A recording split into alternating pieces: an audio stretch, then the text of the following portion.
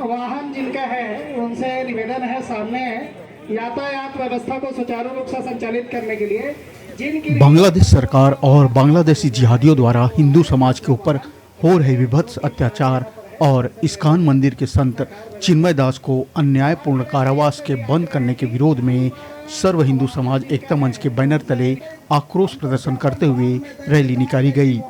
Rally Gandhi पुतला से शुरू होकर कलेक्ट्रेट दुर्ग में संपन्न हुई। रैली के पश्चात महामहिम राष्ट्रपति के नाम जिला कलेक्टर को ज्ञापन भी सौंपा गया।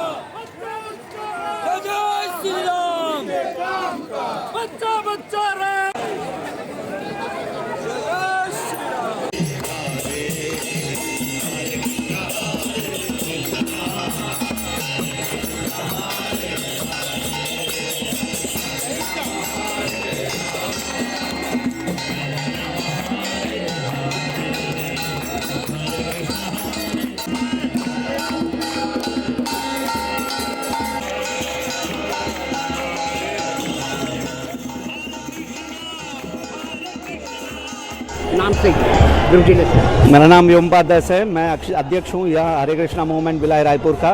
तो हमारी उद्देश्य ये रैली का ये है कि बांग्लादेश में जो हमारे हिंदू भाई बहन हैं वो ये ना समझे कि वो अकेले पड़ गए हैं। उनको ये एहसास दिलाना है कि पूरा भारत जो 150 करोड़ लोगों से भी ज़्यादा हिंदू लोग हैं यहाँ, वो अकेले नहीं हैं, हम उनके पीछे हैं। ना सिर्फ भारत बल्कि पूरा दुनिया में जो भी हिंदू सनातनी धर्म की पालन करने वाले लोग हैं, हम उनके साथ हैं। इस प्रकार की अत्याचार अन्याय किसी भी देश में किसी भी प्रांत में जो है सहा नहीं जाएगा।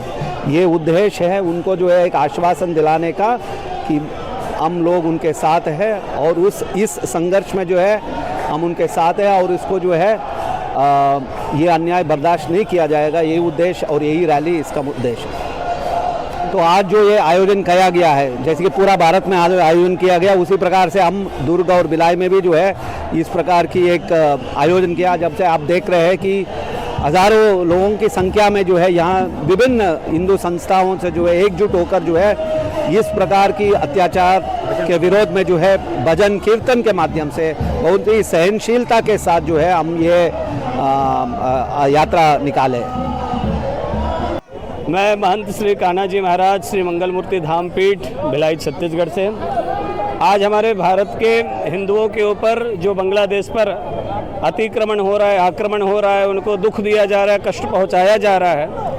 सरकार से अपील कर रहे हैं कि हमारे हिंदू राष्ट्र के प्रत्येक नागरिक को वो सुविधा दिलाई जाए, उनकी सहायता की जाए, उनको आश्रय दिया जाए और जो अभी बांग्लादेश पर हमारे चिन्मय दास जी के ऊपर जो कष्ट आया है, उन्हें गिरफ्तार किया गया, फालतू के उनके ऊपर केस लगा करके उनको निरस्त करके सकुशल उनको घर वापस लौटाया जाए। ऐसा हम सबका आज का प्रयास रहा है।